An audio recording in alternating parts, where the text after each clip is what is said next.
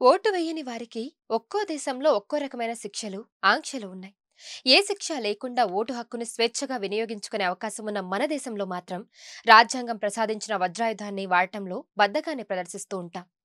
ఇప్పటి వరకు ఏ ఎన్నికల్లోనూ మన దేశంలో 100% ఓటింగ్ నమోదు కాలేదు. ప్రజాస్వామ్యంలో ఓటు వజ్రాయుధం. దేశం అభివృద్ధి మార్గంలో పయనించాలన్నా, పరిపాలన సుస్థిరంగా కొనసాగాలన్నా ప్రజల ఓటును వినియోగించుకోవడం తప్పనిసరి.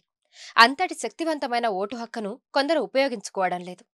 పోలింగ్ శాతం పెంచేందుకు పోలింగ్ రోజు ఈసీ సెలవు ప్రకటించినా కూడా కొందరు దాన్ని హాలిడేగా పరిగణిస్తూ ఓటింగ్కు దూరంగా ఉంటున్నారు. మరీ ముఖ్యంగా పట్టణాలలో చదువుకుంటున్న విద్యావంతులు ఓటుకు దూరంగా ఉంటున్నారు.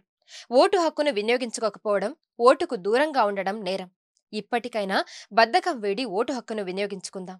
ప్రజాస్వామ్యాన్ని కాపాడుకుందాం.